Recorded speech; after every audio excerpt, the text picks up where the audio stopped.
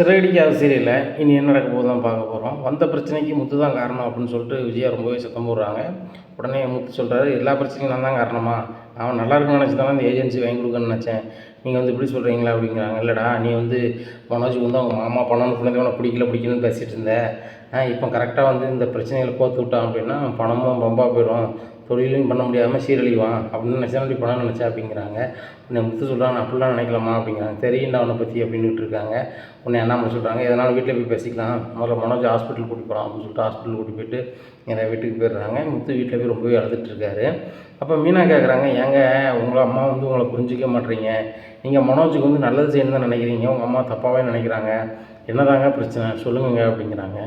இன்னும் ஒரு பிரச்சனையும் இல்லை அப்படிங்கிறாங்க. இல்லைங்க, எந்த அம்மாவும் தன் பிள்ளை மேலே வந்து பிறந்த பிள்ளை மேலே ரொம்ப பாசமாக தான் இருப்பாங்க, இதுதான் உலக நீதி, சரிங்களா? உங்கள் அம்மான்னு இல்லை, பொதுவாக எல்லா அம்மாவுமே. உங்கள் அம்மா உங்களை ஏன் வெறுக்கிறாங்க? எப்படியும் சின்ன வயசில் உங்கள் மேலே பாசமாக தான் இருந்திருப்பாங்க, அது தெரிஞ்ச விஷயந்தான். இப்போ ஏன் உங்களை வெறுத்தாங்க? அந்த கதையை சொல்லுங்க தயவுசெய்து அப்படிங்கிறாங்க. நான் அதை நான் சொல்ல விரும்பலை அப்படிங்கிறாங்க. ஏங்க, முன்னாடி கிராமத்தில் இருந்து கேட்கும் போதும் அதை தான் சொன்னீங்க, இப்போவும் இதை தான் சொல்கிறீங்க. எனக்கு தெரியணும்லாங்க ஏன் உங்களை வெறுக்கிறாங்க வைக்கிறாங்க அப்படின்னு சொல்லிட்டு எனக்கு தெரியணும்ல அப்படின்ட்டு இருக்காங்க. இல்லை மீனா ஒன்றும் இல்லை அப்படின்ட்டு இருக்காங்க. சொல்லுங்கங்க அப்படிங்கிறாங்க. ஒன்றும் இல்லை, ஒன்றும் இல்லை மீனா, சின்ன வயசில் வந்து நான் ரொம்ப துருதுருன்னு இருப்பேன், எங்கள் அம்மாவுக்கு ரொம்ப பிடிக்கும் என்ன, எனக்கு பிடிச்ச பையனே முத்து தான் அப்படின்னு சொல்லுவாங்க, நான் கதார கேட்டிருக்கேன். என்னை எப்போவுமே மடியில் தூக்கி வச்சு கொஞ்சிட்டே இருப்பாங்க. இந்த சூழ்நிலையில் எங்கள் அப்பாவுக்கு வந்து அப்பா வந்து கவர்மெண்ட் வேலை இல்லை, எங்கள் அப்பா வந்து டெம்பரரியாக தான் வேலை பார்த்துட்டு இருந்தாங்க. நான் பிறந்த பிறகு தான் வந்து எங்கள் அப்பாவுக்கு வந்து பெர்மனெண்ட் பண்ணாங்களாம். அதனால் வந்து எங்கள் அப்பா வந்து என்ன ரொம்ப பெருமையாக சொல்லுவார், முத்து பிறந்த பிறகு தான் நான் பெர்மனெண்ட்டுக்கு வந்தேன், ராசியான பையன் என் பையன் அப்படின்னு சொல்லுவாங்க அப்பாவும். அம்மாவும் சொல்கிறாங்க, என் பையன் பிறந்த பிறகு தான் நிறைய ராசி வந்திருக்கு, எங்கள் அத்தைக்கிட்ட நான் அப்போ தான் பேசியிருக்கேன், பிடிக்காம நான் வந்து என் வீட்டுக்கார கல்யாணம் பண்ணிக்கிட்டாலும் கூட எங்கள் அத்தைகிட்ட நான் பிடிக்காத பிள்ளையாக தான் இருந்தேன். முத்து பிறந்த பிறகு எங்கள் அத்தையும் வந்துட்டாங்க, வீட்டில் எல்லாருமே முடிச்சு வந்துட்டோம் அப்படி இப்படின்னு சொல்லி பேசுவாங்க. அதெல்லாம் கேட்டிருக்கேன். எங்கள் பாட்டியுமே என்ன சொல்லுவாங்கன்னா, விவசாயம் ஆரம்பிக்கும் போது என்னை கூட்டி கொண்டு தான் வந்து அந்த விதை நெல்லை வந்து தொட்டு தர சொல்லுவாங்க, தொட்டுலாம் கொடுப்பேன், அவ்வளோ ராசியான பையன் அவ்வளோ ராசியான பையன்னு சொல்லிட்டு வீட்டிலே பண்ணிகிட்டு இருப்பாங்க, பேசிகிட்டே இருப்பாங்க. முத்துனாலும் முத்து தான் அப்படின்னு சொல்லிலாம் அம்மா முத்திகிட்டே இருப்பாங்க. இப்போ அம்மாவுக்கு என்ன பிடிக்காமல் போகிற காரணம் ஒரே ஒரு காரணம் தான் அப்படின்ட்டு இருக்காங்க. என்ன காரணங்க சொல்லுங்கள் அப்படிங்கிறாங்க. ரொம்பவே அழுதுடுறாங்க. ஏங்க அழுறீங்க சொல்லுங்க அப்படிங்கிறாங்க. இல்லை உங்களுக்கு ரொம்ப மனசு கஷ்டமாக இருந்தால் வேண்டாம் அப்படிங்கிறாங்க. இல்லை மீனா, என் முன்னாடி நான் எதையுமே மறைக்கக்கூடாது, ஆனால் இந்த காயத்தை என்னோட வச்சு நான் மறைச்சிக்கலான்னு பார்த்தேன், அது மனசில் வந்து ஆறா தழும்பாயிருச்சு அப்படிங்கிறாங்க. எங்க அப்படி என்ன தாங்க நடந்துச்சு அப்படின்னு கேட்குறாங்க. இந்த மாதிரி சின்ன பிள்ளைல எங்கள் வீட்டு பக்கத்தில் ஒரு பாட்டி இருந்தாங்க. அந்த பாட்டி நல்ல வசதி, அவங்க பசங்க எல்லாருமே ஃபாரின்ல போய் செட்டில் ஆகிட்டாங்க. அவங்களுக்கு ஒரே ஆறுதல் எங்கள் வீட்டில் வந்து பேசிட்டு போகிறது தான். எங்கள் வீட்டுக்கு வருவாங்க, பேசுவாங்க, வைப்பாங்க. நாங்கள் கஷ்டப்பட்ட வீடு. அப்போ எங்கள் அப்பாவுக்கு சம்பளமும் கம்மி தான். எங்கள் அம்மாவுக்கு வந்து ரொம்ப ஆசை, நிறைய நகை நம்ம போடணும் வைக்கணும் அப்படின்னு சொல்லி எங்கள் அம்மா ரொம்ப ஆசைப்படுவாங்க. அந்த பாட்டி வீட்டில் ஏகப்பட்ட நகை இருக்கும். அந்த பாட்டிக்கால் சுத்தமாக முடியாது. இந்த நகையை எப்படியாவது எங்கள் அம்மா அடிக்கணும், இதை வந்து கண்டிப்பாக நம்ம கவரணும்னு அம்மா நினச்சிட்டு இருந்திருக்காங்க. எனக்கு இந்த விஷயம் தெரில. மனோஜுக்கும் இதில் கொஞ்சம் ஆசை இருக்கும் போல், ஆமாம்மா நிறைய தங்க நகை இருக்குது எடுக்கணும் அப்படின்னு சொல்லிட்டு பேசியிருப்பாங்க போல் 2 பேரும், எனக்கு தெரியல. நான் சின்ன பையங்கிறனால எனக்கு அதை பற்றியும் புரியலை. இவங்க அந்த நகையை எடுத்துட்டாங்க. எடுத்துகிட்டு வீட்டுக்கு கொண்டு வந்துட்டாங்க. பக்கத்து வீட்டில் தானே, எடுத்து கொண்டு வந்துட்டாங்க. அந்த பாட்டிக்கு தெரிஞ்சிருச்சு. அவங்க வந்து, விஜயா நகையை கொடுத்துரு, நீனும் மனோஜ் நகையை எடுத்துட்டு வந்துட்டீங்க, நகையை ஒழுங்கு மரியாதையாக கொடுத்துருங்க அப்படின்னு சொன்னாங்க. அப்போ எங்கள் அம்மா சொல்கிறாங்க, நகையே எடுக்கலைண்ணா அப்படி இப்படின்னு சமாளிச்சிட்டாங்க. ஆனால் உண்மையிலே நகை எங்கள் வீட்டில் தான் இருந்துச்சு. எங்கள் அப்பாவும் எவ்வளவோ சொன்னாங்க, நகையை கொடுத்துரு வச்சுரு, அது நல்ல பழக்கம் இல்லை அப்படின்னு சொல்லிகிட்டு இருந்தாங்க. இல்லை, நகை இது ஏன் நகை என்கிட்ட வந்துருச்சு, நான் கொடுக்க மாட்டேன், வயசான காலத்தில் இந்த பாட்டிக்கு எதுக்கு நகை, பேசாமல் எனக்கு தர வேண்டியது தானே, அவங்க பிள்ளைகள்லாம் வந்து வெளிநாட்டில் தானே இருக்காங்க, அவங்களாம் அனுபவிக்க போகிறாங்க, பக்கத்தில் நான் தானே நல்லது கிட்டத்தை பார்க்கேன், எனக்கு இந்த பாட்டி நகையை தர வேண்டியது தானே அப்படிங்கிறாங்க. அவங்க நகையை நீ எப்படி ஆசைப்படுவ, அவங்க பக்கத்து வீட்டில் இருக்கிறாங்க, அவங்கள்ட்ட வந்து அன்புக்கு பேசுகிறாங்க, அவங்க வசதிக்கு நம்மகிட்ட வந்து பேசணும்னு அவசியமே இல்லை, விஜயா நகையை கொடு அப்படி இப்படின்னு சொல்லிகிட்டு இருப்பாங்க. இங்கே நகையை கொடுக்கல. அந்த பாட்டியும் ஒரு 10 நாள்கிட்ட கேட்டு பார்த்துருக்கோம், இதுவே பண்ணலை. மனோஜும் விஜயாவும் தூக்கிட்டு போயிட்டாங்கன்னு சொல்லிட்டு அந்த பாட்டி ரொம்பவே புலம்பிகிட்டு இருக்கும். அப்போ எங்கள் அம்மா வந்து மனோஜ் சொல்லியிருக்கும் போல், இந்த பாட்டி வந்து வெளியே உழம்பிச்சுன்னா நம்ம மாட்டிக்கொண்டா அப்படின்னு சொல்லியிருக்கும் போல். மனோஜ் வந்து அந்த பாட்டியை மூஞ்சி பூரா பிடிச்சி தள்ளி விட்டுட்டான். அந்த பாட்டிக்கு மூச்சு பேச்சு இல்லாமல் ஹாஸ்பிட்டல்லே இருந்துட்டு அது காலம் முடிஞ்சிருச்சு. இந்த வந்து அப்புறம் போலீஸ் வந்து விசாரித்தாங்க, அந்த பாட்டி எப்படி விழுந்தாங்க வச்சாங்கன்னு சொல்லிட்டு. மனோஜும் எங்கள் அம்மாவும் சேர்ந்து என்ன செய்யணும்னு தெரியல. அந்த நகையை எடுத்ததை நானும் பார்த்ததுனால நான் சொன்னேன், இந்த நகையை வந்து நீங்கள் எடுத்தீங்க, நீங்கள் தானே பாட்டி என்ன செஞ்சீங்க அப்படின்னு நான் கேட்டேன். அதுக்கு 2 பேரும் முகமும் ஏற்றுக்கிட்டு இந்த மாதிரி இவன் தான் நம்மளை காட்டி கொடுத்துருவான்டா அப்படின்னு சொன்னாங்க. அப்போ மனோஜ் வந்து எம்மா ஒரு ஐடியாம்மா, இவனை பேசாமல் போலீஸில் மாட்டி கொடுத்துருவாம்மா, நம்ம தப்பிச்சிக்கலாம் அப்படின்னு அப்போவே கிரிமினலாக சொல்லிட்டான். எங்கள் அம்மாவும் மனோஜும் அந்த பாட்டியை மூஞ்சுக்கு புற பிடிச்சி விளாண்டுட்டு இருக்கும்போது தான் தள்ளி விட்டான் வச்சான்னு சொல்லிட்டாங்க. அதனால் போலீஸ் என்னையும் அரெஸ்ட் பண்ணி கொண்டு போயிட்டாங்க. நான் சிறுத்தை ஜெயிலில் இருந்தேன். அப்போ கூட எங்கள் அம்மாவும் எங்கள் அண்ணன் மனோஜ் பண்ண தப்புக்கு வந்து நம்ம ஜெயிலில் இருக்கோமே, இனிமேயாவது எங்கள் அம்மா வந்து என்னை பார்க்க வருவாங்க அப்படின்னு நினச்சி எங்கள் அம்மா நீ பார்க்கவே வரல. என்ன பார்க்க வந்தால் குற்றவாளிக்கு வந்து சப்போர்ட்டாக இருக்காங்கன்னு உலகம் பேசிடுவாங்க. ஜெயிலுக்கு போன பையன் இவன், அவன் என் அம்மா இது அப்படின்னு சொல்லி பேசிடுவாங்கன்னு சொல்லிட்டு என்னை வீட்டுக்கே வரக்கூடாதுன்னு சொல்லிட்டாங்க. நான் வந்து என்ன செய்யனே தெரியாமல் இருந்தேன். அப்புறம் எங்கள் அப்பா வந்து கூட்டி கொண்டு எங்கள் பாட்டி வீட்டில் விட்டு போயிட்டாங்க. நானும் எங்கள் அப்பாவும் எங்கள் அம்மாவும் என்னை விட்டு போயிட்டாங்களே, பார்க்க வருவாங்கன்னு நினச்சிட்டே இருந்தேன். எங்கள் பாட்டி சொல்லிட்டாங்க, இனிமே உனக்கு தாய்க்கு தாயா பாட்டிக்கு பாட்டி நான் தான் இருப்பேன், நீ கவலைப்படாதப்பான்னு சொல்லிட்டாங்க. அப்படியே நாங்கள் இருந்துட்டேன். எங்கள் பாட்டி வந்து ஸ்கூல் லீவுக்கு இங்கே கூட்டிடுவாங்க, ஜெயிலுக்கு போனோம்னா இங்கே கூட்டிடக்கூடாது வைக்கக்கூடாதுன்னு சொல்லிட்டாங்க. அதுக்கப்புறம் வந்துட்டு ஸ்கூல்லேயுமே ஒவ்வொருத்தராக கிண்டல் பண்ணிட்டே இருப்பாங்க, நீ ஜெயிலுக்கு போனவன் தானே அப்படின்னு சொன்னாங்க. என்னால் எல்லோரும் இப்படி சொல்கிறத பார்த்துட்டு நான் வந்து அப்படி படித்தேன் பாதியில். இல்லை நான் நல்லா படிச்சிருப்பேன், மனோஜோட நான் தான் நல்லா படிப்பேன் அப்படிங்கிறாங்க. ஆமாங்க, கணக்கு நீங்கள் அவரோட நல்லா தான் போடுறீங்க, நல்லா தான் சிந்திக்கிறீங்க, நீங்கள் படிச்சிருந்தீங்கன்னு நல்லா இருப்பீங்க, உங்கள் மனசுக்குள்ளே எவ்வளோ வலி இருக்குன்னு எனக்கு தெரியாதுங்க அப்படிங்கிறாங்க. நான் இப்படி இருந்தாலும் கூட எங்கள் அம்மாவுக்காக நான் அழுதுகிட்டே இருப்பேன். எங்கள் பாட்டி தான் சொல்லுவாங்க, அழாத, இன்றைக்கி வந்துடுவாங்க நாளைக்கு வந்துடுவாங்க உன்னை பார்க்க உங்கள் அம்மாவும் உங்கள் அப்பாவும், கவலைப்படாதான்னு சொல்லுவாங்க. அப்பா தான் ரயில்வேல வேலை பார்த்து லீவுக்கு என்ன பார்க்க வருவாங்க, வந்து அழுவாங்க. உங்கள் அம்மா வந்து ஒன்றும் புரிஞ்சுக்க மாட்றா, நீ பண்ண தியாகத்தையும் நினைக்க மாட்றா, அவளுக்காக நீ குச்சத்தை ஒத்துக்கிட்டு போனேன், இப்போ பாரு உன்னை வந்து வேண்டாத பிள்ளைன்னு சொல்லிகிட்டு இருக்கா. அந்த மனோஜ் வந்து பண்ணுறதெல்லாம் வந்து அவன் வந்து காப்பாற்றிக்கிட்டே இருக்கா, தன் பிள்ளை இந்த பிள்ளைன்ட்டு, என் பிள்ளை அவனை தான் படிக்க வைப்பேன், அவனை தான் பிள்ளையை எடுத்துக்கிடுவேன் அப்படின்னு சொல்லிகிட்டு இருக்கான். இந்த சூழ்நிலையில் என்னதான் ஆகும்னு தெரிலன்னு சொல்லிட்டு அங்கே அழுதுட்டு இருப்பாங்க. கவலைப்படாதீங்கப்பா, எங்கள் அம்மா வந்து என்ன வெறுத்தாலும் அண்ணனையும் தம்பியும் பார்த்துக்கிறாங்கள அப்படின்பாங்க. ரவிக்கு உங்களுக்கு எவ்வளோ வயசுங்க வித்தியாசம் அப்படிங்கிறாங்க. ரவிக்கு எனக்கு 5 வயசு வித்தியாசம் அப்படிங்கிறாங்க. மனோஜுக்கும் உங்களுக்கும் அப்படிங்கிறாங்க. எனக்கும் எங்கள் அண்ணனுக்கும் 2 வயசு வித்தியாசம் அப்படிங்கிறாங்க. அப்படிங்கிறாங்க. இவ்வளோ நடந்தும் அத்தை வந்து உங்களை புரிஞ்சுக்க மாட்டுறாங்களா அப்படிங்கிறாங்க.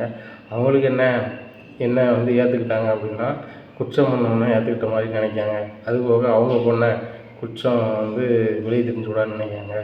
இன்னும் கூட அந்த பாட்டி நகை எங்கள் அம்மாட்ட தான் இருக்குது. அதை கூட அவங்க இன்றைக்கி வரைக்கும் அது குற்றமாக நினைக்கல. எனக்கு ரொம்ப கஷ்டமாக இருக்கும். ஆனால் எங்கள் அப்பா வந்து அந்த நகைக்கு கொஞ்சம் கொஞ்சமாக அவங்களுக்கு என்னென்ன செய்யணுமோ அவங்களால முடிஞ்சு செஞ்சுட்டாங்க. எங்கள் அப்பாவுக்கும் அந்த குற்ற உணர்ச்சி இருக்க தான் செய்யும், மாற்றிக்கிறதுக்கு இல்லை. விஜய் அப்படி பண்ணிட்டாளே அப்படின்னு சொல்லிட்டு ரொம்ப நாளாக பேசாமல் இருந்தாங்க. சமீபமாக தான் பேசுகிறாங்க. கிட்டத்தட்ட ஒரு 10 வருஷத்துக்கு முன்னாடி பேசியிருப்பாங்க, அவ்வளோதான். அதுக்கு முன்னாடி எங்கள் அப்பா என்னம்பாங்க, அவ்வளோதான். அதுபோக எங்கள் அம்மாட்ட சரியாக பேச மாட்டாங்க, இதான் உள்ளது அப்படிங்கிறாங்க. அப்போ ஆண்டி வந்து இந்த நகைக்காக தான் அப்படி பண்ணிட்டாங்களா அவங்கள அப்படிங்கிறாங்க. உண்மையிலே இந்த நகைக்கு ஆசைப்பட்டு தான் எங்கள் அம்மா வந்து என்னை வெறுக்கிற அளவுக்கு ஆயிடுச்சு. அவங்க எங்கள் அந்த பாட்டிகிட்டேருந்து நகை எடுக்கணும்னு நினச்சிட்டாங்க. அது வந்து மனோஜை வச்சு அதை அப்படி அந்த பாட்டியை பிடிச்சி தள்ளி விடையில் கரெக்டாக வந்து பழிச்சோருக்கு நான் ஆளாயிட்டேன். என்ன செய்கிறது, ஒன்றும் செய்கிறதுக்கு வழி இல்லை. இப்போ தொடர்ச்சியாகவே ஆகாத பிள்ளையாகவே ஆகிட்டேன். ஆனால் எங்கள் அம்மா என்ன வெறுக்குதா இருந்தாலும் எங்கள் அம்மாவை என்னால் வெறுக்க முடியல அப்படிங்கிறாங்க. ஆமாங்க, எந்த பிள்ளையும் எந்த தாயும் ஒத்துக்கிட மாட்டா, எந்த பிள்ளையும் ஒத்துக்கிடாது அப்படின்னு சொல்லிட்டு மீனா ஆர்வம் படுத்துகிறாங்க. இந்த சூழ்நிலையில் விஜயா மீனாவை கேட்குறாங்க, அவன் புருஷன் பண்ணணுன்னே பண்ணிட்டான் வச்சுட்டான், அவன் மனசை வந்து கூட்டி கொண்டு கெடுக்கணுன்னே கெடுக்கிறான், அந்த பணத்தை கொண்டு அவன் போட்டிருந்தாலும் மண்ணாக தான் போயிருக்கும், பிரச்சனைக்குரிய கிடையாதுக்கு வாங்கி கொடுக்குன்னு நினைக்கான். தெரியும், நான் முதல்ல வந்து இந்த முத்தை வந்து நம்ப வேண்டாம்னு சொன்னேன். யார் கேட்டா? அப்படி ஒரு பிரச்சனையில் வந்து மனோஜை மாட்டி விடணும்னு நினச்சான். மனோஜ் பணமும் வம்பா போகணும், வாழ்க்கையும் வம்பா போகணுங்க தான் இவன் இலக்கு. சின்ன வயசுலேருந்தே பார்த்துட்டு தான் இருக்கேன், மனோஜ் நல்லா இருக்கக்கூடாதுன்னு அவன் வச்சுட்டு இருக்கான் அப்படின்னு இருக்காங்க. மீனா ரொம்பவே கோபமாக வேலை பார்த்துட்டு இருக்காங்க. என்னடி உன் புருஷன் வச்சுனோன்னா மோரையை மூஞ்சி தூக்கிட்டு இருக்கே அப்படிங்கிறாங்க. அத்தை, இது தெரிஞ்ச விஷயம் தானே, அதுக்கு தூக்கலை அப்படின்னுட்டு இருக்காங்க. இன்னும் வேற எதுக்கிட்டு தூக்கிட்டு இருக்கு அப்படிங்கிறாங்க. உங்களை பற்றி எல்லாம் தெரியும் அத்தை அப்படின்ட்டு இருக்காங்க. என்னடி தெரியும் என்னை பற்றி அப்படிங்கிறாங்க. சின்ன வயசில் நீங்கள் நீங்கள் என்ன பண்ணீங்க, என் வீட்டுக்காருக்கு என்னெல்லாம் கொடுமை பண்ணீங்கன்னு எல்லாமே எனக்கு தெரியும் அப்படிங்கிறாங்க. நான் என்னடி பண்ணேன் அப்படிங்கிறாங்க. எங்கள் வீட்டுக்காருக்கு பண்ணதுக்கு அந்த பக்கத்து வீட்டு பாட்டிட்டு வந்து நகையை வாங்கி தரேன், என் வீட்டுக்காரர் எந்த பாடு பண்ணியிருக்கீங்க அப்படிங்கிறாங்க. இதை கேட்ட விஜயாக்கு ஆகா இது எல்லாத்தையும் முத்து சொல்லிட்டானா அப்படின்னு சொல்லிட்டு, என்னடி சொல்கிற லூசு மாதிரி அப்படிங்கிறாங்க. ஆமாத்த நான் லூசு தான், எனக்கு வந்து யார் நகைக்கோ யார் பொருளுக்கோ ஆசைப்படாத ஆள் நான் கிடையாது. நீங்கள் அப்படி இல்லைத்த, நீங்கள் வந்து இன்னொரு ஆள் நகைக்கு ஆசைப்பட்டுக்கிட்டு என் வீட்டுக்காரை ஒதுக்கி வச்சுருக்கீங்க அப்படிங்கிறாங்க. ஓம் புருஷன் வண்டியாக கதையை இழுத்து விடுவான், பார்த்தல மனோஜ் வந்து கெடுக்கணும்னு நினச்சி கெடுத்துருக்காரு கெடுத்துருக்கான் அப்படிங்கிறாங்க. ஏங்க அவன் நல்லா இருக்கணும், அவர் நல்லா இருக்கணும்னு நினச்சி தான் எங்கள் அண்ணன் நல்லா இருக்கணும் வைக்கணும்னு சொல்லிட்டு தான் அந்த கடையை கொண்டு பார்த்து கொடுத்தாரு. சரியா, ஒரு கடைன்னா 1000 பிரச்சனை வரும். இவர் வந்துட்டு கல்லால் இருந்தார், ஓனரோட பையன்னு சொல்லிட்டு அந்த வந்தவங்க மண்டையை உடைச்சிருக்காங்க. இதுக்கு நாங்கள் எங்களுக்கு இதுக்கு என்ன சம்பந்தம் அப்படிங்கிறாங்க. நல்லா பேசுறடி, உன் புருஷன் சொல்லலைன்னா அந்த கடைக்கு பேக்க போகிறதே கிடையாது. அந்த பிரச்சனை இருக்கக்கூடிய கடையை வாங்கி கொடுத்தோம்னா உன் புருஷனுக்கு இந்த பணமும் போயிடும், கடையும் இல்லாமல் வந்துடுவான், உன் புருஷனுக்கு ரொம்ப சந்தோஷமாக இருந்திருக்கும் அப்படிங்கிறாங்க. அத்தை உங்கள் புத்தி யாருக்கும் இல்லை அப்படிங்கிறாங்க. என்னடி பேசிகிட்டு இருக்க, வர கூட பேசிகிட்டு இருக்க அப்படிங்கிறாங்க. உன்னை விஜயாவுக்கு சரியான கடுப்பு, இந்த முத்து வந்து பழைய கதையெல்லாம் சொல்லியிருக்கான், அதனால் இவன் வந்து என்னை ஏட்டி பூட்டி பேசுதா அப்படின்னு சொல்லிட்டு நீனும் இந்த வீட்டில் இருக்கக்கூடாது, வீட்டு விட்டு வெளியே போ அப்படிங்கிறாங்க. நான் எதுக்கு அத்தை போகணும், இந்த வீடு வந்து உங்கள் பேரில் இருக்குது, உங்கள் பேரில் இருக்குன்னு சொன்னீங்க, உங்கள் பேரில் தான் இருக்குதுன்னு சொல்லிட்டு இப்போ டாக்குமெண்ட் காமிங்க அப்படிங்கிறாங்க. உடனே என்ன என் பேரில் தான் இருக்குது, என் வீட்டுக்கார் பேர்லேயே இருக்குது அப்படிங்கிறாங்க. மாமா பேர்லேயே இருக்குல்ல, ஜாயினில் தானே இருக்குது, மாமா பங்கில் நான் இருக்கேன், மாமா சொல்லிட்டு நான் வீட்டு விட்டு கிளம்பி போகிறேன், அது போக என் வீட்டுக்கார் சொல்லாமல் வெளியே போக முடியாது அப்படிங்கிறாங்க. ரொம்ப திமிரு தாண்டி உன் புருஷனை சப்போர்ட் பண்ணிக்கிட்டு இருக்கான்னு சொல்லிட்டு. ஆமாத்த என் புருஷன் எனக்கு தான் சப்போர்ட் பண்ணுவார், நீங்கள் என்ன தப்பு பண்ணாலும் மாமா உங்களுக்கு தானே சப்போர்ட்டாக இருந்திருக்காங்க அப்படிங்கிறாங்க. இன்னடி கூட பேசிகிட்டு இருக்கு அப்படிங்கிறாங்க. அத்தை உங்கள் மேலே பயங்கர காண்டாக இருக்கேன், வேறு எதுவும் பேசிடாதீங்க அப்படிங்கிறாங்க. இன்னடி உனக்கு இவன் கோவம் நீ என்னடி செஞ்சிடும் அப்படிங்கிறாங்க. அத்தை இவ்வளோ நாள் வரைக்கும் உங்கள் வேலையை நான் வந்து நீங்கள் சொல்லுறது வேலையை பூரா நான் செஞ்சுட்டே இருந்தேன், இன்னும் வந்து நீங்கள் சொல்லுறது வேலை நான் செய்ய மாட்டேன், காமனாக செய்வேன், உங்களுக்கு சாப்பாடு பொங்கி வைப்பேன், என்ன நீங்கள் சாப்பிடுறதா சாப்பிடுங்க, உங்களுக்கு சாப்பிட விருப்பம் இல்லையா, உங்களுக்கு பிடிச்ச மருமக ரோஹிணி இருக்காங்களா அவங்கள பொங்கி நீங்கள் சாப்பிட்டுடுங்க அப்படிங்கிறாங்க. ஏண்டி ரோஹிணி ஏண்டி போகணும், பெரிய பணக்காரி அப்படிங்கிறாங்க. ஏன் பணக்காரங்களுக்கு வயிறு வசிக்காதாத்த, அவங்கள சமைக்க சொல்லுங்கள், அப்படி அவங்களுக்கு பணக்காரங்களுக்கு சாப்பாடு வேணும்னா 2 வேலைக்காரியை வச்சு சமைச்சு சாப்பிட சொல்லுங்கள், நான் சமைச்சு தரேன்னு எனக்கு அவசியம் கிடையாது. என் புருஷன் நீங்கள் வெறுக்கீங்க, அவர் இந்த வீட்டுக்கு நன்மை செய்ய நினைக்காரு, சின்ன வயசுலேருந்து அவர் கொடுமை பண்ணிட்டு இருந்திருக்கீங்க அப்படிங்கிறாங்க. உடனே அண்ணாமலை வராரு. அண்ணாமலைக்கு ரொம்ப கஷ்டமாக இருக்குது, இவன் முத்து எல்லாத்தையும் சொல்லிட்டானாம்மா, உள்ளது அதுதாம்மா, அந்த பையனை மாதிரி யாரும் இந்த வீட்டுக்காக தியாகம் பண்ணியிருக்க மாட்டாங்க, அதெல்லாம் இவங்க அம்மா நினைக்க போகிறா, இவன் ஒன்றா நம்பர் சுயநலவாதிமா அப்படிங்கிறாங்க. உடனே ஆமாம்மா எனக்கு ரொம்ப கஷ்டமாக போச்சு, அவர் தேம்பி அழுதுட்டார், என்னங்க நடந்துச்சுன்னு சொன்னேன், தேம்பி அழுதுட்டு இதெல்லாம் சொல்லிட்டாரு, ரொம்ப கஷ்டமாக இருக்குது, நான் பலமுறை கேட்டபோது கூட சொல்லலை, இன்றைக்கி இந்த ஏஜென்சியில் வந்து நடந்தது காரணம் என் வீட்டுக்காரன்னு சொல்கிறாங்க அப்படிங்கிறாங்க. உடனே அண்ணாமலை சொல்கிறாங்க, மனோஜ் நல்லா இருக்குன்னு நினச்சி தானே முத்து செஞ்சான், நீ எப்படி பேசிகிட்டு இருக்க அப்படிங்கிறாங்க. ஏங்க வில்லங்க இவன் இழுத்து விட்டுருக்கான், வில்லங்க வர கடையில் வந்து இவன் கடையில் கட்டணும்னு சொல்லி தானே பண்ணியிருக்கான் அப்படிங்கிறாங்க. அவன் ஒரு தொழிலுமே பண்ணாமல் இருந்தான். சரியா, ஏதாவது ஒரு தொழில் பண்ணணும்னு இருக்கும்போது இந்த தொழில் பண்ணால் நல்லாயிருக்கும் சொல்லி அவன் தெரிஞ்ச ஓனர் இருக்கிறதுனால வந்து சொல்லியிருக்கான். இதில் என்ன தப்பு இருக்குது, ஒரு தொழில்னால் மேடுக்குள்ளே நிறைந்தது தான், ஒரு பிரச்சனை வருதுன்னா எல்லாம் எதிர்கொள்ளணும் அப்படிங்கிறாங்க. ஏங்க இப்போ ஒரு தொழில் நடத்திக்கிட்டு இருக்கும்போது பிரச்சனை எதிர்கொள்ளலாங்க, இப்போ பிரச்சனையாக இருக்கிற கடையில் நம்ம எதுக்கு போகணும் அப்படிங்கிறாங்க. அதை தெரிஞ்சாமல் போனால் தம்பிக்கு அண்ணனுக்கு வந்து நல்லது செய்யணுன்ட்டு போனால் அப்படி ஆயிடுச்சு, இப்போ என்ன கெட்டு போச்சு, இந்த தொழிலில் என்ன தொழில் பண்ண போகிறாங்க அப்படிங்கிறாங்க. ஆமாங்க மனோஜுக்கும் ரோகிணிக்கும் பயங்கர அறிவு இருக்குது, அவங்க என்ன தொழில் பண்ணாலும் ஜெயிப்பாங்க அப்படின்னுட்டு இருக்காங்க. உடனே முத்து வந்துடுறாரு. அம்மம்மா அவங்களுக்கு 2 பேருக்குமே பயங்கரமான மூளை இருக்குது, அந்த மூளையை வந்து கடையில் வச்சு வியாபாரம் பண்ணால் பயங்கரமாக அவங்களுக்கு லாபம் கிடைக்கும். ஏம்மா அப்படி அவங்களுக்கு மூளை இருந்தால் நான் எதை சொல்ல போகிறேன், நைட்டு வந்து மொட்டை மாடியில் குடிச்சிக்கிட்டு வந்து யோசனை பண்ணிக்கிட்டு இருக்கான், அவன் ஏன்டா குடிக்க போகிறான் அப்படிங்கிறாங்க. அவங்க பொண்டாடி ரோகிணிட்டையும் சூதி பண்ணிட்டுங்களுங்க அப்படிங்கிறாங்க. டே முத்து சும்மர்றா அப்படிங்கிறார் ரவி. ஏம்மா அங்கே பாருங்கள் அவனுக்கு யோசனை இல்லை, நான் ஒரு யோசனை சொன்னேன், இப்படி ஆயிடுச்சு, டேய் நீ பிடிக்காம தானே இப்படி பண்ணிட்டேன், உன்னால் மண்டையில் கெட்டு போட்டுருக்கண்டா அப்படிங்கிறாங்க. டேய் உன் புத்திக்கு தானே அப்படி பண்ணிகிட்ருக்கேன், நான் வந்து சோறுமை ஆளை போல் பார்க்க சொன்னேன், நீ எதுக்கு கல்லால் போயிருக்க, கல்லால் போய் இருந்தால் என்ன ஆகும், அவங்க ஓனரோட பையன் நினச்சி ஒரு போட்டு விட்டு போயிட்டான். சரியா, அதான் நடந்துச்சு, நீ வந்து சராசரி மனுஷனாக இருக்கணும், ரொம்ப ஆசைப்பட்டால் அப்படி தான் ஆகணும் அப்படிங்கிறாங்க. டேய் நான் பிஸ்னஸ் பண்ணி ஜெயிக்க தாண்டா போகிறேன், வைக்க தான் போகிறேன் அப்படின்னுட்ருக்காங்க. நீ ஜெயிக்கிறத நான் பார்க்க போகிறேனே, சரி ஏதாவது பண்ணி முன்னேறி வா, கூட பிறந்த அண்ணன் ஏதாவது முன்னேறணும்னு நினைக்கிறேன் அப்படிங்கிறாங்க. உடனே விஜயா சொல்கிறாங்க, நீ தான் அவனை கெடுக்க நினச்சி கெடுக்கிறியடா, நீ இருக்க வீட்டில் அவன் எப்படிடா வந்து சந்தோஷமாக இருந்து தொழில் பண்ண முடியும் அப்படிங்கிறாங்க. நான் என்ன பண்ணுறேன், அவன் எதுவும் தொழில் பண்ணக்கூடாதுன்னு சொல்லி பிடிச்சி இழுக்கியா செய்கிறேன். ஒரு இடத்த பார்க்க கூட்டி போனேன், மிஞ்சி போனால் வண்டிக்கு பெட்ரோல் போட்டிருப்பான், அந்த பெட்ரோல் ஒரு 200 பெட்ரோல் போட்டிருப்பானா, அந்த 200 நான் கொடுக்கேன், இவ்வளோதான். அவன் வந்து நேரத்தை வீணாகிட்டான், நீங்கள் சொல்ல முடியாதான், வெண்டி பை தான், சும்மா தான் கிடந்தான் அப்படிங்கிறாங்க. மனோஜ் அவர் பிஸ்னஸ் பண்ண போகிறார் வருங்காலங்களில், நீங்கள் நான் வெண்டி பை அப்படின்னு பேசிகிட்டு இருக்கீங்க அப்படிங்கிறாங்க. இதையே தான் அந்த ஷோரூமில் சொன்னேன், சரியா? என் புருஷனை ஏன் கத்தி பேசுகிறீங்க, மனோஜுக்கு தெரிஞ்சு நீ நான் பேசுகிறீங்க, அவர் பெரிய பிஸ்னஸ் பண்ண போகிறாருன்ட்டு. அவன் ஒரு நாளும் ஒரு பிஸ்னஸ் பண்ண போகிறதில்ல ரோகிணியம்மா. நீங்கள் வேணால் உங்கள் அப்பாட்ட அனுப்புகிற பணத்தை வாங்கி உங்கள் அப்பாவுக்கே போட்டு விடுங்க. அவன் வேஸ்ட்டாக ஆக போகிறான், அதை மட்டும் புரிஞ்சுக்கோங்க. யாராவது ஒரு யோசனை சொன்னால் அதையே பிடிச்சிக்கிட்டாவது போக தெரியல. ஒன்று சொந்த புத்தி இருக்கணும், இல்லை சுய புத்தி இருக்கணும், இல்லை கேள்வி புத்தியாக இருக்கணும். எதுவுமே கிடையாது. எதுவுமே இல்லாத போது எப்படி ஜெயிக்க முடியும் அப்படின்ட்டு இருக்காங்க. அவனை அண்ணாமலை சொல்கிறாங்க, முத்து அவன் ஜெயிக்கலை, இல்லை காலத்துக்கு தண்டச்சோறு தின்னுட்டுருக்கான், நமக்கு தேவையில்லை, நம்ம வேலையை பார்ப்போம் அப்படிங்கிறாங்க. எப்பா எனக்கு எப்படி ஜெயிக்கணும்னு தெரியும்பா அப்படிங்கிறாங்க. டேய் உனக்கு எப்படி செய்யணே தெரியாமல் தான் இந்த 27 லட்ச ரூபாய் கொண்டு தொலைச்ச அப்படிங்கிறாங்க. யார் தொலைச்சா அப்படின்னு இருக்காங்க. டேய் 27 லட்ச ரூபா தொலைச்சிட்டுலடா அப்படின்னு இருக்காங்க. ஆனால் ஒன்றும் தொலைக்கலை அப்படிங்கிறாங்க. உடனே ரோகிணி மண்டையாட்டுறாங்க.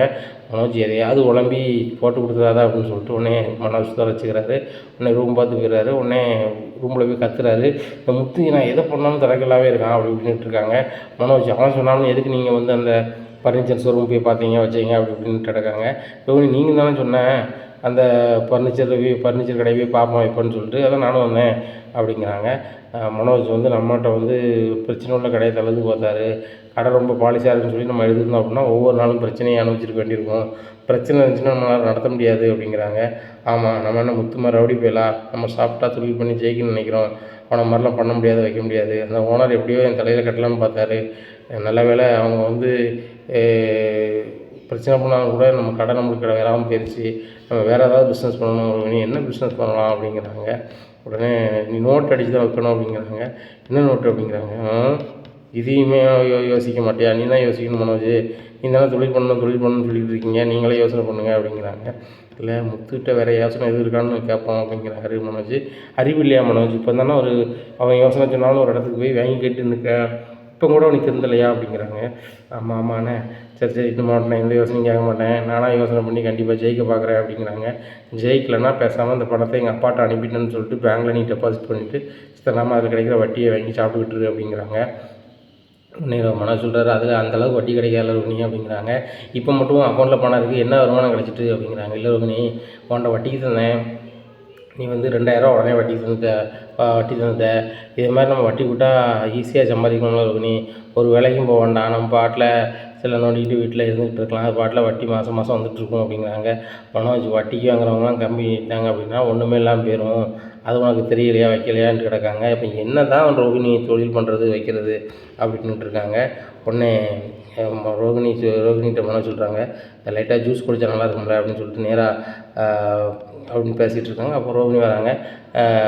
மீனா மனோஜுக்கு ஜூஸ் போடுங்க அப்படிங்கிறாங்க. அவருக்கெலாம் ஜூஸ் போட்டு தரங்க ஆள் கிடையாது, தேவையான அவங்க வீட்டுக்காரர் போட்டு கொண்டு கொடுங்க அப்படிங்கிறாங்க. என்ன மீனா நீங்கள் ஒரு மாதிரி பேசுகிறீங்க, ஜூஸ் போட்ட கேட்டால் தரமாட்டீங்களா அப்படிங்கிறாங்க. என்ன வேலைக்கே வச்சுருக்கீங்க, நானும் எங்கள் வீட்டுக்காரர் உங்களுக்கு வேலைக்காரங்களா, உங்களுக்கு ஜூஸ் வேணால் போட்டு குடிங்க அப்படிங்கிறாங்க. இதை கேட்ட விஜயா சொல்கிறாங்க, ஏண்டி நீ வந்து ஜூஸ் போட்டு கொடுக்க மாட்டியா அப்படிங்கிறாங்க. அத்தை அவங்களுக்கு தேவைன்னா போட்டு குடிக்க சொல்லுங்கள், அப்படி உங்களுக்கு ரொம்ப அவசியமாக இருந்துச்சுன்னா நீங்கள் போட்டு கொடுங்க அப்படிங்கிறாங்க.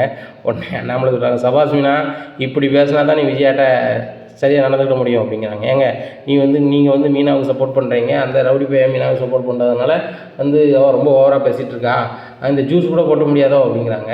அதை தான் நானும் சொல்கிறேன், ஜூஸ் கூட போட முடியாதா அப்படின்ட்டு இருக்காங்க. ஆமாம், ஜூஸ் போடணும் பொல்லாத காரியமா, ஜூஸ் போடணும் எப்படி போடணும்னு சொல்லித்தரேன், அதை போட சொல்லுங்கள் அப்படிங்கிறாங்க. எங்களுக்கெல்லாம் போட தெரியும் அப்படிங்கிறாங்க. போடுங்க அப்படிங்கிறாங்க.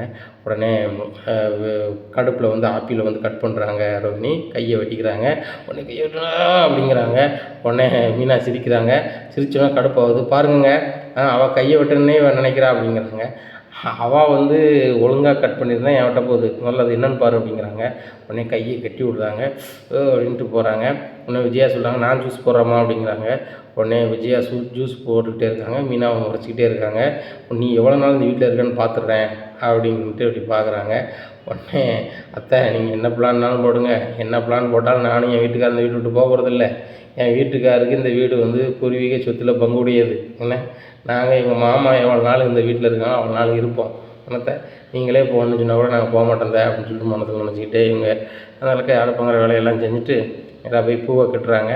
பூவை கட்டிக்கிட்டு இருக்காங்க. பூவை கட்டிகிட்டு இருக்கும்போது இந்த வீட்டில் இருந்து வியாபாரம் பண்ணால் சரி வராதுங்க, அவங்கள்ட்ட சொல்லுங்கள், தொழில் பண்ணதாக இருந்தால் வேறு எதுவும் கடையை எடுத்து போட்டு செய்ய சொல்லுங்கள் அப்படிங்கிறாங்க.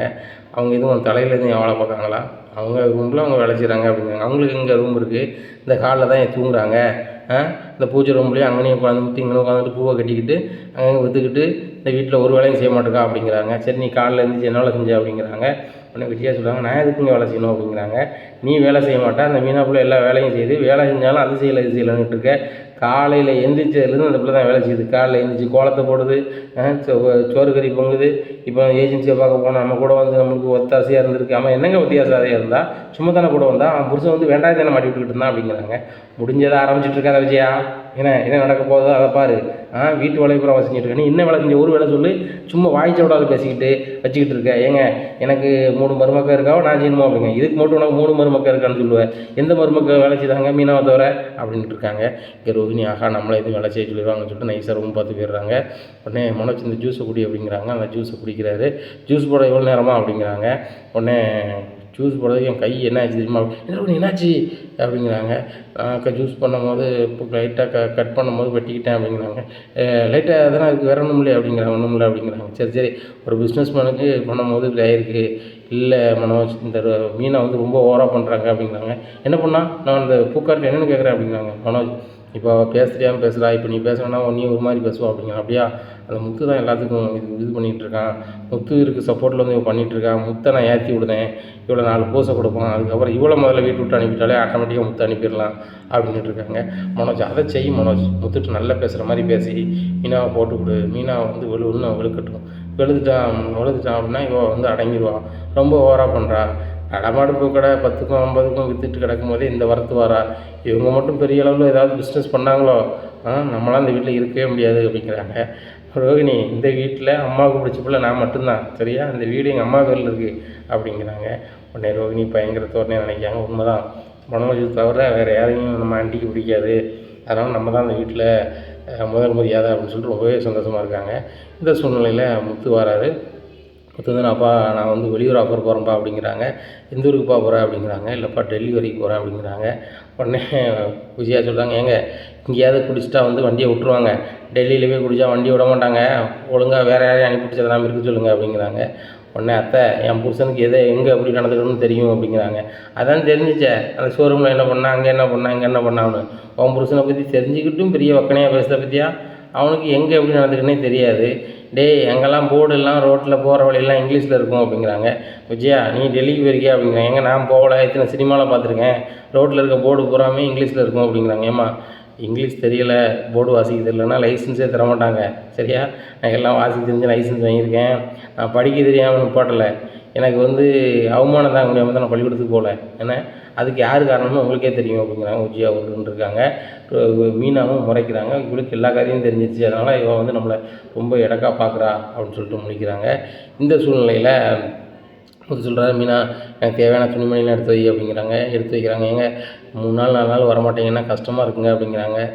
மீனா 1 வாரத்துக்கு நான் வரமாட்டேன், அதுக்கு ஏதாவது ட்ரெஸ் எடுத்து வை அப்படிங்கிற. என்னங்க சொல்கிறீங்க அப்படிங்கிறாங்க. 1 வாரம் ஆயிரும், நீ வந்து பத்திரமா இருந்துக்க அப்படிங்கிறாங்க. என்னங்க நான் இங்கே வேற எங்கேங்க இருக்கேன் அப்படிங்கிறாங்க. இல்லை எங்கள் அம்மாட்ட ஒன்று விட்டு போகிறேன், நான் இருந்தால் கூட ஏதாவது பேசி இது பண்ணிப்பேன். எங்கள் அம்மா சொல்கிறாங்கன்னு எல்லா வேலையும் செய்யணும் அவசியம் கிடையாது. வீட்டுக்கு காமனாக என்ன செய்வி அதை செஞ்சுட்டு வழக்கம் போல் வேலையை பாரு, சரியா.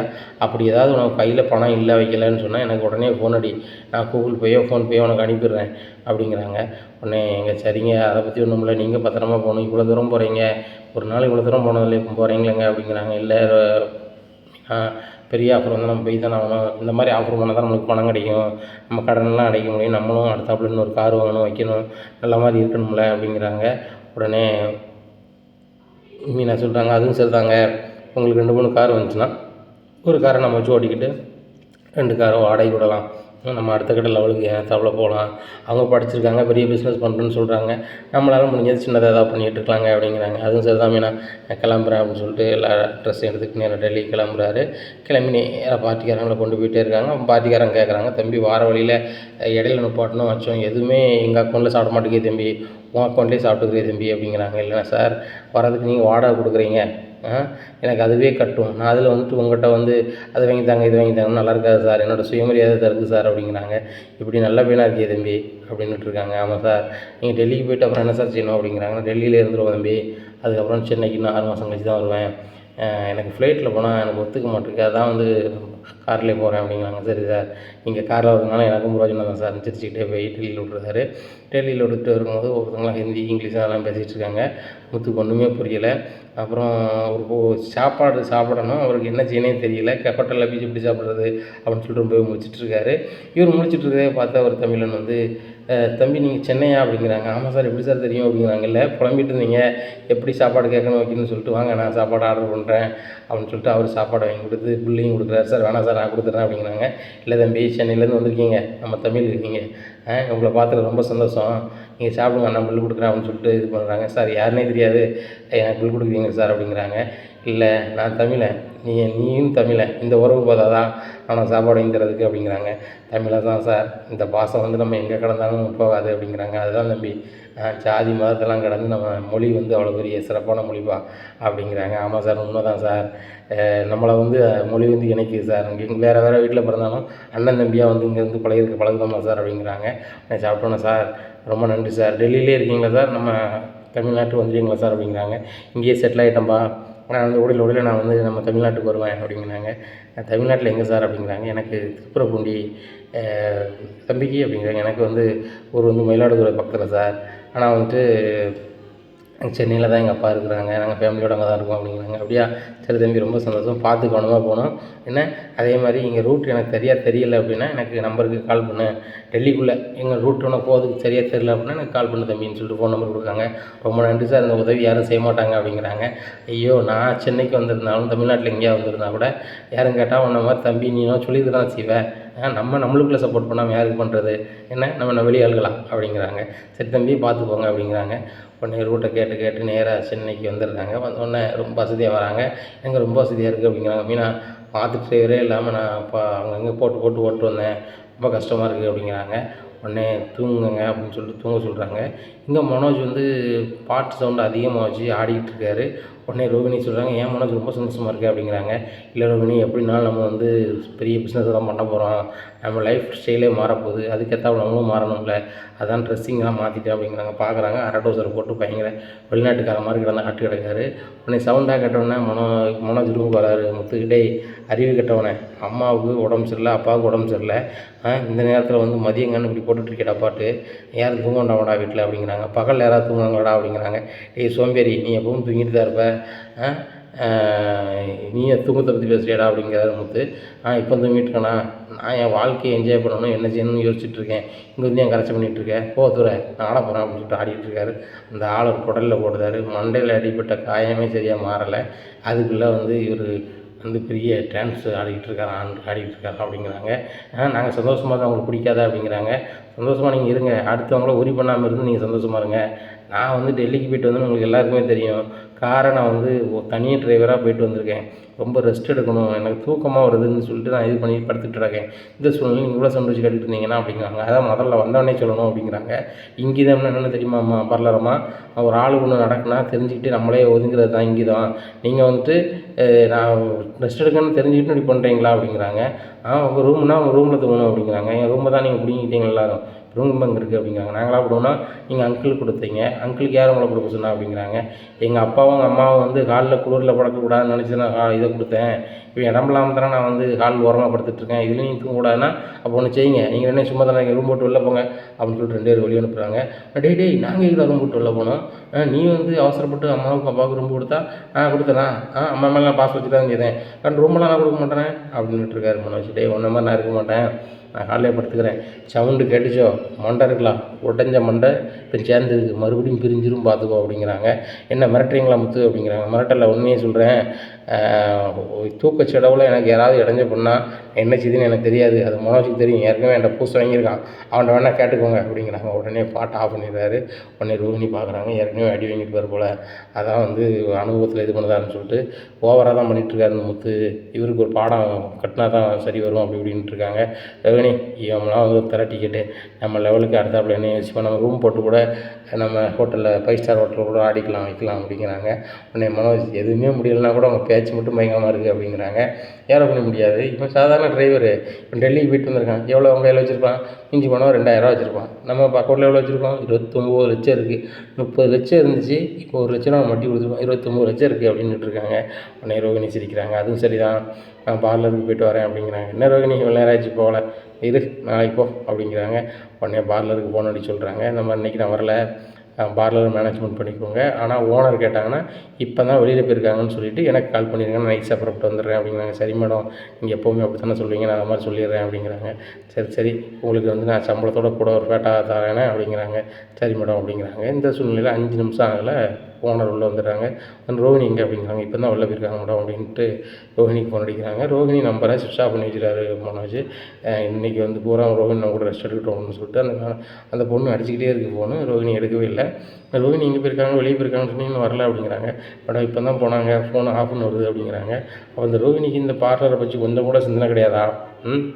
பார்லர் என்னாச்சு ஏதாச்சுன்னு சொல்லிட்டு பார்க்காம அவங்க பாட்டில் செல்லு ஸ்விட்ச் ஆஃப் பண்ணி வச்சுட்டு என்ன அர்த்தம், நாளைக்கு வந்து என்ன பார்க்க சொல்லுங்கள், அந்த ஆஃபீஸில் வந்து பார்க்க சொல்லுங்கள் அப்படிங்கிறாங்க. உடனே ரொம்ப நேரம் கழிச்சு ரோஹிணி ஃபோன் ஆன் ஆகுது. அப்போ வந்து பார்லரில் உள்ள பொண்ணு ஃபோன் அடிக்காங்க. என்ன மேடம் நான் ஃபோன் அடிச்சு எடுக்கவே இல்லை அப்படிங்கிறாங்க. நீங்கள் அடிக்கவே இல்லையா அப்படிங்கிறாங்க. இப்போ தான் ஆன் ஆகிருக்கு மேடம் உங்கள் ஃபோனை என்னென்னு பாருங்கள் அப்படிங்கிறாங்க. நான் மனோஜ் கேட்குறாங்க. மனோஜ் அவனோட ஃபோன் ஆஃபில் இருந்துச்சா அப்படிங்கிறாங்க. நான் தான் ஆஃப் பண்ணி வச்சேன் அப்படிங்கிறாங்க. ஏன் மனோஜ் ஆஃப் பண்ணி வச்சிங்க அப்படிங்கிறாங்க. இல்லை நம்ம 2 பேரும் சந்தோஷமாக இருக்கிற நேரத்தில் வந்து ஃபோன் வந்து டிஸ்டர்பாக இருக்கும்ல அதுதான் அப்படிங்கிறாங்க. இந்த சூழ்நிலை சொல்லுங்கள் அப்படிங்கிறாங்க. ஓனர் வந்தாங்க, ஓனர் வந்துட்டு நீங்கள் இல்லைன்னு சொல்லிட்டு ரொம்ப நேரம் வெயிட் பண்ணிகிட்டே இருந்தாங்க. நானும் அவங்கள்ட்ட சமாளித்தேன், இப்போ தான் வெளில போயிருக்காங்க வச்சுருக்காங்கன்னு சொல்லிட்டு. இந்த ரோஹிணி நான் அன்றைக்கி வரும்போது இல்லை, இப்பவும் இல்லை, இப்படியே பண்ணிகிட்டு இருந்தாங்கன்னா இந்த பார்லர் அவங்க எப்படி மெயின்டைன் பண்ணுவாங்க? உண்மையிலே அவங்க மேலே எனக்கு ஒரு நம்பிக்கை இல்லை.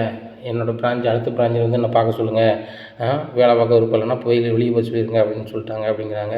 உடனே என்னம்மா சொல்கிறா சரி, நான் உடனே இந்த மேடத்தை போய் பார்க்குறேன்னு சொல்லிட்டு நேராக அந்த பிரான்ச்சில் போய் நிற்காங்க.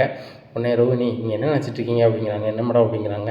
இல்லை நீங்கள் வெளியே போயிட்டு வரேன்னு சொல்லிட்டு போயிருக்கீங்க, ரொம்ப நேரம் நான் இருக்கேன், உண்மையிலே நீங்கள் வெளியே தான் போயிருந்தீங்களா இல்லைனா பார்லருக்கே வரலையா அப்படிங்கிறாங்க. இல்லை மேடம் அப்போ தான் போனேன் அப்படிங்கிறாங்க. ரோஹிணி நான் அந்த சிசிடிவியும் பார்த்துட்டேன், நீங்கள் காலைல தான் வரவே இல்லை, அந்த பொண்ணு வந்து நீங்கள் இப்போ தான் போனீங்க வச்சிங்கன்னு சொல்கிறாங்க. ஆனால் வந்துட்டு நானும் அதை நம்பினாலும் கூட நீங்கள் அங்கே வரவே இல்லை. இப்படி இருந்தீங்கன்னா தொழில் எப்படி நீங்கள் மெயின்டைன் பண்ணுவீங்க? உங்களை நம்பி தானே அந்த பிரான்ச்சை விட்டுருக்கேன். நாங்கள் எவ்வளோ பிரான்ச் நடத்திட்டுருக்கோம், எந்த பிரான்ச்சில் எந்த பிரச்சனையும் கிடையாது. ஆனால் உங்களை நம்பி ஃபுல் அண்ட் ஃபுல் அவுட்டாக நீங்கள் இப்படி தான் பண்ணுவீங்களா? உங்களுக்கு வேலைக்கு வர விருப்பம் இல்லைன்னா சொல்லுங்கள், நான் வந்துட்டு வேறு ஆளை வச்சுக்கிறேன் அப்படிங்கிறாங்க. என்ன மேடம் இப்படிலாம் பேசுகிறீங்க, நானும் சொந்த பார்லர் வச்சு தான் உங்கள்கிட்ட விற்றேன் அப்படிங்கிறாங்க. என்கிட்ட விற்றுட்டீங்க, இப்போ நீங்கள் சம்பளத்தை தான் வேலை பார்த்துட்ருக்கீங்க, என்கிட்ட கிட்டத்தட்ட 8 மாதம் சம்பளம் வாங்கிட்டீங்க, 9ஆம் மாதம் சம்பளம் தரேன்னா கரெக்டாக இது பண்ணுங்கள் இல்லையா? உங்களுக்கு பிடிக்கலையா என்னுடைய பார்லர் விட்டு தூர போயிருங்க அப்படிங்கிறாங்க. மேடம் நாங்களும் வந்து வேறு பார்லர் வைக்க வழி இல்லாமலாம் அவங்கள்ட்ட வேலை பார்க்கல மேடம், என் கணவரும் பிஸ்னஸ் பண்ண போகிறாங்க அப்படிங்கிறாங்க. சரி இப்போ கணவர் பிஸ்னஸ் பண்ண போகிறான்னு சொல்கிறல, நீ வேணால் வேலையை விட்டு நின்றுக்காமா அப்படிங்கிறாங்க. சரி மேடம் நீங்கள் என்ன நிப்பாட்டுறது, நானே நின்றேன் அப்படின்னு சொல்லிட்டு ரொம்ப தோரணையாக நின்றுறாங்க. சரி எனக்கும் எந்த இது இருக்கக்கூடாது, கணக்கு வழக்கம் ஒப்படைச்சிட்டு போ அப்படிங்கிறாங்க. உடனே சரி மேடம் நாளைக்கு வந்து ஒப்படைக்கிறேன் அப்படிங்கிறாங்க. நீ தான் வேலைக்கு வரலன்னு சொல்லிட்டு கணக்கெல்லாம் ஒப்படை அப்படிங்கிறாங்க. உடனே அங்கே உள்ள பொண்ணுக்கு ஃபோன் அடிக்கிறாங்க. அந்த கணக்கு நோட்டெலாம் கொண்டு வா அப்படிங்கிறாங்க. அவங்க ஸ்கூட்டியில் கொண்டு வராங்க. அப்போ கணக்கு வழக்கெல்லாம் ஒப்படைக்கும் போது ஒரு 3 லட்ச ரூபா ஷார்ட்டேஜ் ஆகுது. உடனே என்ன 3 லட்ச ரூபா குறைய இருக்குது அப்படிங்கிறாங்க. இல்லை மேடம் என்னோடய பர்சனல் தேவைக்கு பயன்படுத்திட்டேன் அப்படிங்கிறாங்க. இவ்வளோ ரோஷம் இருக்கவும் வந்து என் பணத்தை எடுத்து செலவு பண்ணிடக்கூடாது, இப்போ அந்த 3 லட்ச ரூபா கொடுத்துட்டு நின்றுக்கோ அப்படிங்கிறாங்க. ஆனால் 3 லட்ச ரூபா உடனே தர முடியாது அப்படின்னு இருக்காங்க. 3 லட்ச ரூபா உடனே தர முடியாதா? உடனே தர முடியாதவங்க இவ்வளோ துறனையாக பேசக்கூடாது. இவ்வளோ பேசின பிறகு ரோஹிணி நீங்கள் வந்துட்டு கணக்கை செட்டில் பண்ணி ஆகணும், என் பணத்தை தரலை அப்படின்னா நான் போலீஸ்ட்டை கம்ப்ளைண்ட் பண்ணிடுவேன் அப்படிங்கிறாங்க. மேடம் என்ன இப்படி பேசுகிறீங்க, உங்களுக்கு வந்து நான் ஃபுல் அண்ட் ஃபுல்லாக பார்த்துருக்கேன், வேலை செய்கிறது தான் கூலி தந்துருக்கீங்க, அதை நான் மேனேஜ்மெண்ட் பார்த்துருக்கேன், அதுக்கு என்ன பைசா தந்துருக்கீங்க அப்படிங்கிறாங்க. அதுக்கு நான் 8 மாதத்துக்கு 3 லட்ச ரூபா தரணுமா அப்படிங்கிறாங்க. சரி மேடம் அதுக்கு 1 லட்ச ரூபா தள்ளுங்க, 2 லட்ச ரூபா நான் ரெடி பண்ணி தந்துடுறேன், 1 வாரம் டைம் கொடுங்க அப்படிங்கிறாங்க. 1 வாரம்லாம் தர முடியாது, எனக்கு இன்றைக்கி காசு வேணும் அப்படிங்கிறாங்க. உடனே மனோஜுக்கு ஃபோன் அடிக்கிறாங்க. மனோஜ் நான் அந்த இடத்துக்கு சொல்கிறேன் வாயேன் அப்படிங்கிறாங்க. என்ன ரோஹிணி அப்படிங்கிறாங்க. வாங்கலேன் அப்படிங்கிறாங்க. வந்தோடனே வெளியே நின்று பேசுகிறாங்க. மனோஜ் எனக்கு 2 லட்ச ரூபா அர்ஜென்ட்டாக வேணும், ஒரு 6000 ரூபா அக்கௌண்ட்டில் வந்துடும் பாருங்கள் அப்படிங்கிறாங்க. என்ன ரோஹிணி சொல்கிற அப்படிங்கிறாங்க. இல்லை வந்துடும், பிஸ்னஸுக்கு பணம் இப்படி போய்ட்டு இருந்தால் பண்ண முடியாது அப்படிங்கிறாங்க. மனோஜ் இப்போ அதோட முக்கியமான இதுவும் பிஸ்னஸ்க்கு தான் அப்படிங்கிறாங்க. என்ன ரோஹிணி பிஸ்னஸ் அப்படிங்கிறாங்க. நான் பரவ சொல்கிறேன், நீங்கள் இந்த 2 லட்ச ரூபாய் கொடுங்க அப்படிங்கிறாங்க. 2 லட்ச ரூபாயை கொடுக்காங்க. கொடுத்த உடனே நேராக வந்து அந்த மேடத்தை கொடுக்காங்க. மேடம் பணம் எங்களுக்கு பெரிய மேட்ரு கிடையாது, எங்கள் அப்பா வந்து லட்சக்கணக்கில் எங்களுக்கு அனுப்ப தயாராக இருக்கார், நான் சும்மா டைம் பாஸுக்கு தான் உங்கள் பார்லரில் வேலை பார்த்துட்டு இருந்தேன் வச்சேன் அப்படிங்கிறாங்க. இந்த படத்துக்கு மட்டும் போகிற கிடையாது, என் பார்லருக்கு கல்லாலேருந்து கையை வச்சுருக்கீங்க, இதுக்கே நான் முன்னாடியே தெரிஞ்சிருந்துச்சு அப்படின்னா உங்களை நடவடிக்கை எடுத்து அன்றைக்கே அனுப்பி விட்டுருவேன். 2,00,000 நீங்கள் எப்படி தந்தீங்கன்னு எனக்கு தெரியாது, இல்லை ஏன் பணத்தை தான் எனக்கு தந்தீங்களான்னு தெரியாது. சரியா? இனிமேல் எங்கள் பாரில் இருக்கும் உங்களுக்கு எந்த சம்மந்தமும் இருக்கக்கூடாது. உங்களுக்கு தேவையான ஆட்களும் வந்து டிஸ்டர்ப் பண்ணக்கூடாது. அப்படி பண்ணால் நல்லா இருக்காது அப்படிங்கிறாங்க. என்ன சம்மந்தமான ஆட்கள் யாரும் வரமாட்டாங்க மேடம் அப்படின்னு சொல்லிட்டு ரொம்ப தோரணையாக அங்கேருந்து போகிறாங்க. உடனே என்ன ரோகிணி வந்த 2,00,000 வாங்கி உள்ளே கொண்டு கொடுத்துட்டு வந்துட்டேன் அப்படிங்கிறாங்க. இல்லை மனோஜ் வட்டிக்கு தான் கொடுத்துருக்கேன், அவங்க எனக்கு தெரிஞ்சவங்க பார்லர் நிறையா வச்சுருக்காங்க அப்படிங்கிறாங்க. இவங்க தானே நிறைய நம்ம பிரான்ச்சு இணைச்சிருக்கேன்னு சொல்கிற அப்படிங்கிறாங்க. ஆமாம், நம்ம பிரான்ச்சு மாதிரி ஏகப்பட்ட பிரான்ச்சு இங்கே இணைச்சி வச்சுருக்காங்க. இவங்களுக்கு வந்து இன்னொரு பிரான்ச் வந்து ஓப்பன் பண்ணது கொஞ்சம் பைசா குறைய இருக்கான். இவ்வளோ பிரான்ச் வச்சுருக்காங்க, இவங்களுக்கும் பைசா இல்லையா அப்படிங்கிறாங்க. இல்லை, இந்த மாதிரி பிரான்ச் நடத்தும் போது ஒரு சில நேரத்தில் வந்து பணத்தட்டுப்பாடு வரது இயல்பு தானே. நம்மளே பிஸ்னஸ் பண்ணிகிட்ருக்கோம், நான் கூட வேறு பார்லர் வைக்கலாம்னு நினச்சிட்ருக்கேன் அப்படிங்கிறாங்க. ரோஹிணி அதுக்கு உங்கள் அப்பா பணம் அனுப்புவாங்களா அப்படிங்கிறாங்க. இல்லை மனோஜ், நீங்கள் என்ன தொழில் பண்ணணும் ஏன் தொழில் பண்ணணும்னு சொல்லி முடிச்சுட்டே இருக்கீங்க, பணம் வேஸ்ட்டாக தானே போகுது அப்படிங்கிறாங்க. என்னங்க ரோஹிணி வேஸ்ட்டாக போகுது, நீங்கள் ஏற்கனவே 1,00,000 வட்டிக்கு வாங்கிட்டு இப்போ 2,00,000 வட்டிக்கு வாங்கியிருக்க. இப்போ அப்பா பணம் 27,00,000 அப்படி இருக்குது. நம்ம அவங்ககிட்ட வந்து எக்ஸ்ட்ராவான பணம் தானே செலவாயிருக்கு அப்படின்னுட்டு இருக்காங்க. ஆமாம் மனோஜ், அதுக்கு வந்து நம்ம பேசாமல் வேறு வழி செஞ்சுட்டானே, என் பார்லர் மாதிரியே நிறைய பார்லர் ஓப்பன் பண்ணிட்டானே அப்படிங்கிறாங்க. ரோகிணி அதெல்லாம் செட் ஆகுது ரோகிணி, நான் தொழில் பண்ணணும் ரோகிணி, உன்னையே தொழில் பண்ணால் எங்கள் அம்மா என்ன சொல்லுவாங்க, என் பையனையும் தொழில் பண்ணதுக்கு ஏதாவது பணம் உங்கள் அப்பாட்ட வாங்கி கொடு வைன்னு சொல்லுவாங்க, அது சரி வராதுல்ல ரோகிணி அப்படிங்கிறாங்க. ஆமாம் மனோஜ், எங்கள் அப்பா வேறு ஜெயிலேருந்து வர்றது வரைக்கும் நம்ம ஏதாவது தொழில் பண்ணி தான் ஆகணும் அப்படின்னு சொல்லிட்டு முடிக்காங்க. உடனே ரோகிணி நினைக்காங்க, இருந்த வேலையும் போயிடுச்சு, மனோஜும் நம்மளுக்கு பார்லர் வச்சு கொடுக்க மாட்டாங்கிறான், அதை வேறு மாதிரி சிம்பாலிக்காக வர மாதிரி சொல்கிறான், இப்போ என்ன செய்யணும்னு தெரியலையா அப்படின்னு சொல்லிட்டு யோசிக்காங்க. உடனே சரி மனோஜ், நீ வீட்டுக்கு போங்க, நான் கொஞ்சம் ஒரு வேலை இருக்குது அப்படிங்கிறாங்க. நேராக வித்யா வீட்டுக்கு போகிறாங்க. வித்யாட்ட போய் ஒரு காஃபி போடு அப்படிங்கிறாங்க. உடனே காஃபி போடுறாங்க. காஃபி போடும்போது ஒரு நாள் எங்கேயோ போயிட்டேன், குமரிபாளையத்தை பார்த்து சொல்லாம அறியாமல் போயிட்டேன், இப்போ நான் காஃபி போட்டால் வேற எங்கேயும் பெறுவியா அப்படிங்கிறாங்க. ஒரு பக்கம் போக மாட்டேன், போகிறதுக்கு எனக்கு வழியும் இல்லை, சரியா அப்படிங்க. என்னடி சொல்கிற அப்படிங்கிற. ஒன்றும் இல்லை, காஃபி போடு அப்படிங்கிறாங்க. காஃபி குடிச்சிட்டே சொல்கிறாங்க, எனக்கு இருந்த வேலையும் போயிடுச்சுட்டி அப்படிங்கிறாங்க. நீ என்ன பார்லர் வேலை பார்த்துருந்தேன், அந்த வேலை போயிடுச்சு அப்படிங்கிறாங்க. ஆமாம், அந்த ஓனர் வந்து நான் ஒழுங்காக பார்லர் வரல வைக்கலன்னு சொல்லி சத்தம் போட்டாங்க, எனக்கு வேலை வேண்டான்னு சொல்லிட்டேன் அப்படிங்கிறாங்க. என்னடி சொல்கிற, வேலை வேண்டாம்னா என்ன செய்ய போகிற, வருமானத்துக்கு என்ன செய்ய போகிற அப்படிங்கிறாங்க. அதான் மனோஜ் தொழில் பண்ண போகிறாரு அப்படிங்கிறாங்க. மனோஜ் தானே தொழில் கண்டிப்பாக பண்ணிடுவார், அது பயங்கரமாக லாபம் எடுத்துடுவார். அவர் எங்கடி தொழில் பண்ண போகிறாரு, அந்த முத்துச்சோனை ஏஜென்சியாவது ஒழுங்காக நடத்தியிருக்கலாம் அப்படிங்கிறாங்க. ஏன்டி அது வில்லங்கம் உள்ள இதை வந்து இழுத்து கூட பார்த்தாரு, நல்ல வேலை நாங்கள் வந்துட்டோம் அப்படிங்கிறாங்க. ஒரு அடியோடு அவங்க பிடிச்சி வந்துட்டு அதானே அப்படிங்கிறாங்க. ஏன்டி நீ வேறு அதை ஞாபகப்படுத்தாத, முத்து மேலே கடுப்பாக இருக்குது அப்படிங்கிறாங்க. அவன் கடுப்புன்னா அவனை காட்டு, ஏன்டா சொல்லிகிட்டு இருக்க அப்படிங்கிறாங்க. என்னடி தொழில் பண்ணலாம் சொல்லு, எனக்கு வேலையும் போயிடுச்சு, இன்னொரு வேலை எது இருந்தால் பாருடி அப்படிங்கிறாங்க. ஏன்டி நீ ஏதாவது ஐடி லைனில் ஏதாவது படிச்சிருந்தா எங்கள் ஆஃபீஸ் கூட வான்னு சொல்லுவேன், இப்போ நான் என்ன செய்ய முடியும் அப்படிங்கிறாங்க. இல்லை, உனக்கு தெரிஞ்ச பார்லர் இருந்திருக்கா அப்படிங்கிறாங்க.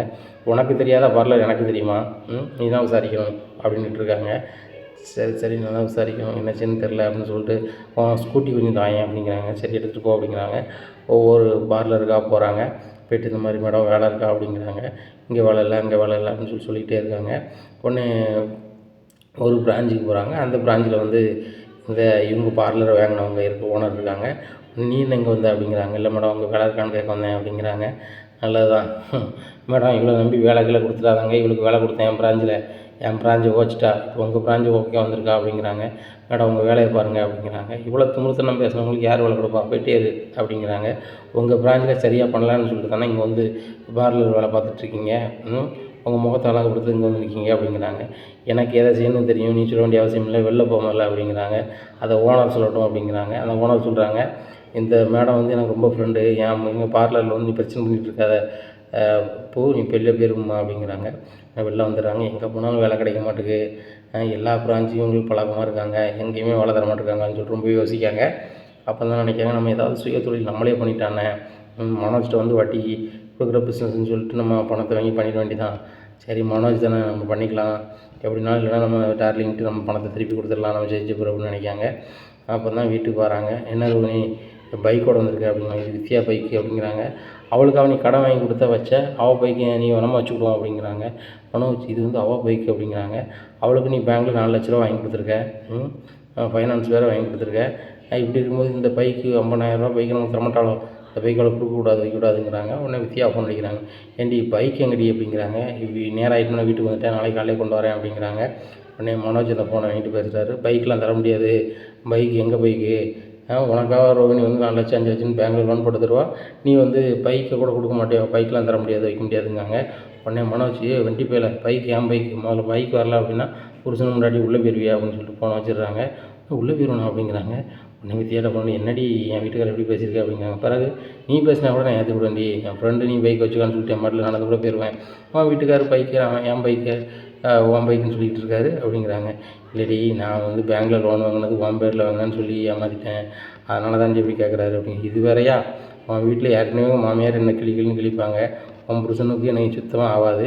இந்த சூழ்நிலையில் வந்து உனக்கு நீ வாங்கின கடனை நான் வாங்கின கடன் சொல்லியிருக்கேன், சரியா போச்சு போ, சரி விடு, நடக்குது வேலையை பாரு அப்படின்ட்டு இருக்காங்க. உடனே முத்து சொல்கிறாங்க மீனாட்ட, மீனா நம்ம இந்த மாதிரி வேறு ஏதாவது பிஸ்னஸ் பண்ணலான்னு நினைக்க மீனா அப்படின்ட்டு இருக்காங்க.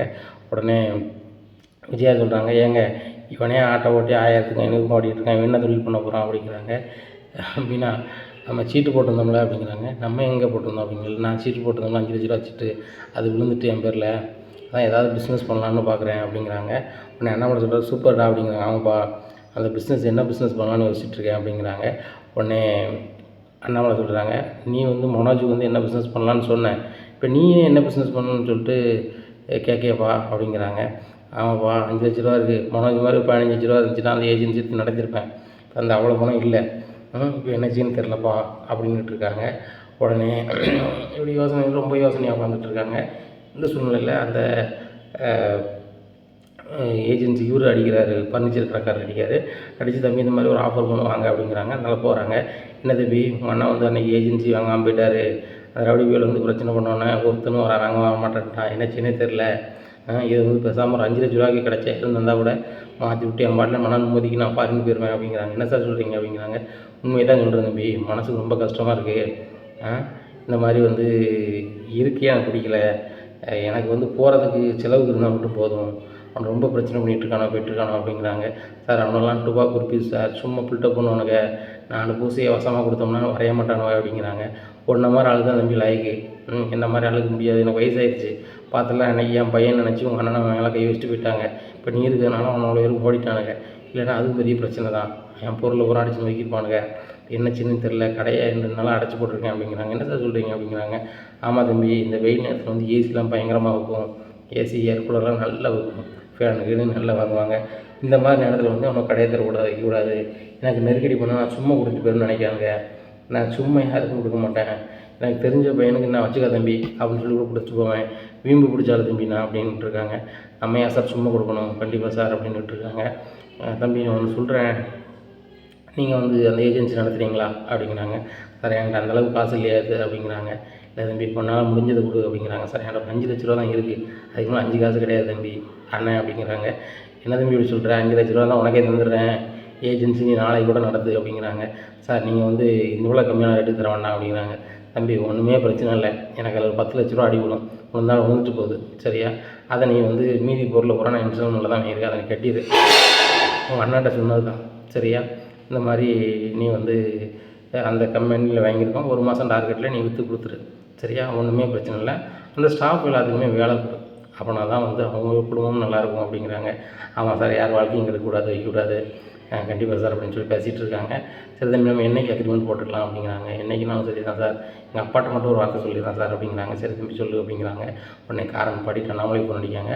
ஃபோன் அடிச்சப்பா அந்த ஏஜென்சி ஓனருக்கு தான் ஏற்றிட்டு போயிட்டுருக்கேன் அப்படிங்கிறாங்க. அப்படியாப்பா, அவர்கிட்ட தப்பாக நடந்துக்கிட்டோம் மன்னிச்சிட்டு சொல்லு அப்படிங்கிறாங்க. அதெல்லாம் ஒன்றும் பாப்பா, அவர் ஒன்றும் நினைக்கல, அவர் வந்து இந்த ஏஜென்சியை கொடுத்துட்டு போயிடலான்னு நினைக்காங்க அப்படிங்கிறாங்க. மனோஜ் தான் வேண்டான்னு சொல்கிறாங்கடா, அவங்க அம்மா தான் வேண்டவே வேண்டாங்கல்ல அப்படிங்கிறாங்க. இல்லைப்பா அவர் ஏன்ட்ட கொடுக்கலான்னு நினைக்கிறாரு அப்படிங்கிறாங்க. அதுக்கு அவ்வளோ பணம் இல்லைலடா அப்படிங்கிறாங்க. இல்லைப்பா 5 லட்ச ரூபா தந்தால் போதுங்கிறாங்க எனக்கு நான் அப்படிங்கிறாங்க. அப்படியாடா, உண்மையிலே ஒரு தங்கமான மனுஷன் தான் அப்படிங்கிறாங்க. உடனே ஃபோனை வாங்கி பேசுகிறாங்க. ரொம்ப நன்றியா அப்படிங்கிறாங்க.